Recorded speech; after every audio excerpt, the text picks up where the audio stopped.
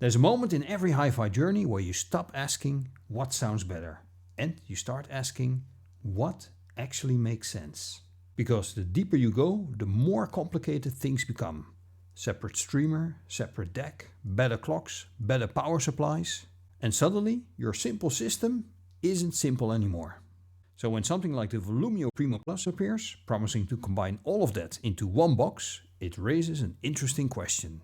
Is this a shortcut or a compromise?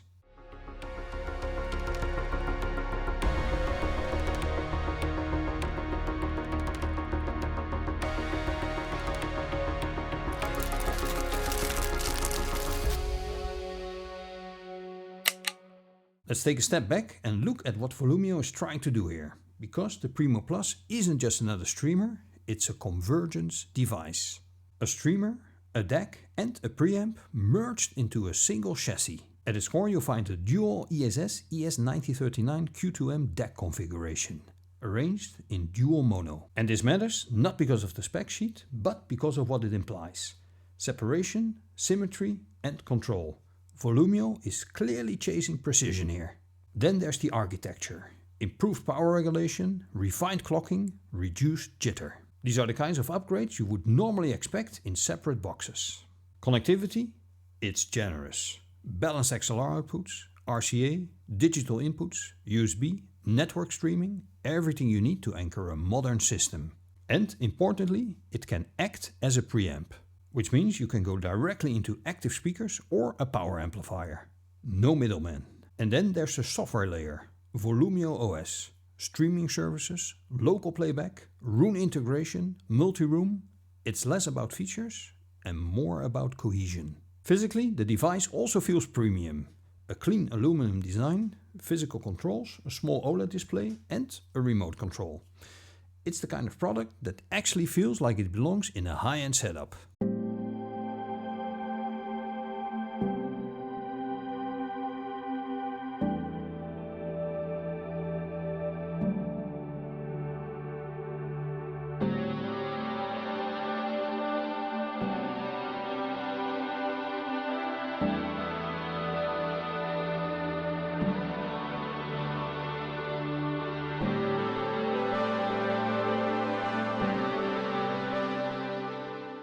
Alright, now the most important part. How does it actually sound? Let's break it down using 3 of my favorite test tracks. The Primo Plus presents this track with a kind of quiet confidence. There's space between instruments, air around the guitars, a sense of skill that feels unforced. It doesn't push detail at you, it lets it emerge. The bass line is disciplined. Not exaggerated, not softened, just there. And that's the theme. Control over excitement.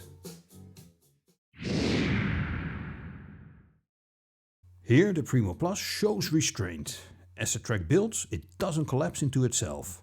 Instead, it expands. Gradually, evenly, without strain.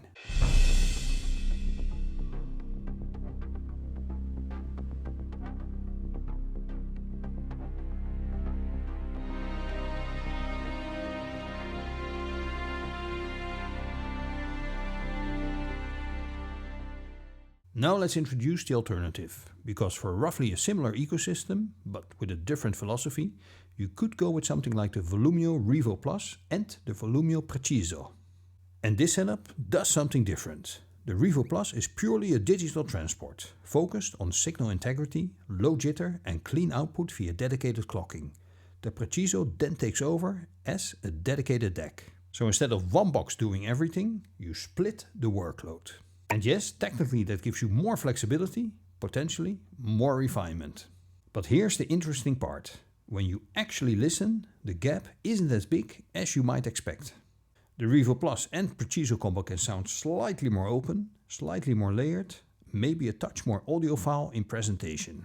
But the Primo Plus, it gets you remarkably close. And depending on pricing in your region, you're looking at nearly half the cost for the all-in-one solution. Which reframes the entire conversation, because now it's not about absolute performance, it's about performance per box, per dollar.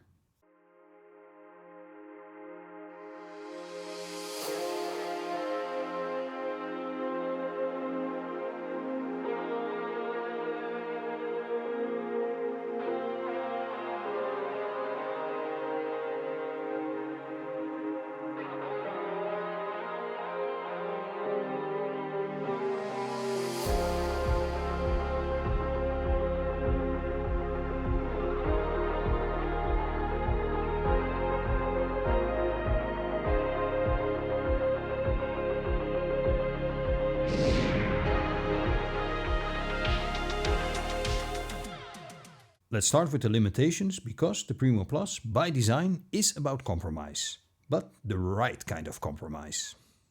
You're not getting the last word in separation or micro detail. A well-matched separate system still has the edge in ultimate transparency.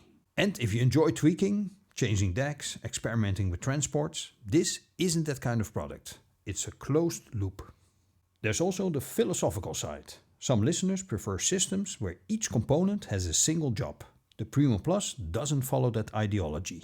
But that's also where its strengths begin. What you gain is coherence, simplicity, a system that feels intentional. The build quality is excellent, the feature set is mature, and the sound balanced, controlled, refined. But more importantly, it removes friction, and in hi-fi that's often undervalued.